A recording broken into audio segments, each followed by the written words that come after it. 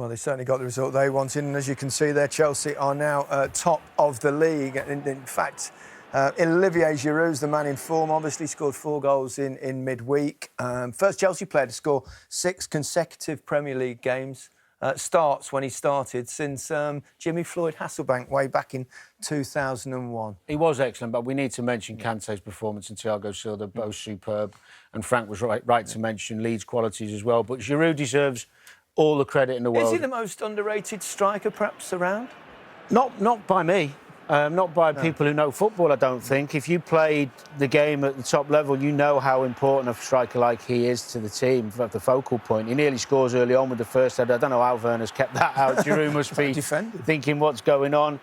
He's sharp here. He capitalises on the poor pass out, drags that one, but he looks so up for it again. He must be he is full of confidence after midweek, scoring 4.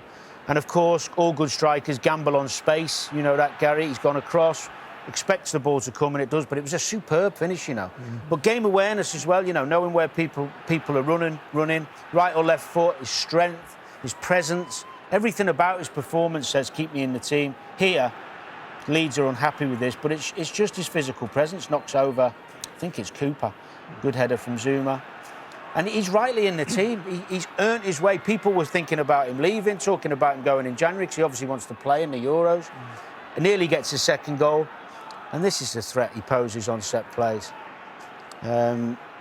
He's undroppable at the moment, Gary. He really is that good, and he deserves great credit for his attitude to get him to this position. Yeah, it's interesting that both at Arsenal and at Chelsea he's not, absolute always starting. So, interesting incident, wasn't there, involving Poveda in that game. Jonathan Pearce alluded to it, that there's a bit of contact with very similar penalties we've seen in recent weeks, given when the player has gone down. He didn't go down, he was honest and stayed up and paid the penalty is probably the wrong phrase. This is where you've got to give players credit. And for me, staying on your feet in this instance is what footballers should do.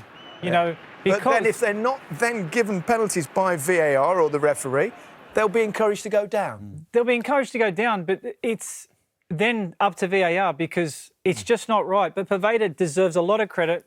Bielsa's player, with making the players stay on their feet. I think it's a great example to the way the game should be played. I agree, but some people will say he's stupid. He's cost his team a point because he knows if he goes down, it's a definite penalty at the moment, with the rules being the way they are. Well, he'd be entitled to, because if there's a bit of contact, that's what they do. In fact, we might have an incident or two coming up a little bit later in the programme. 4 games in matches.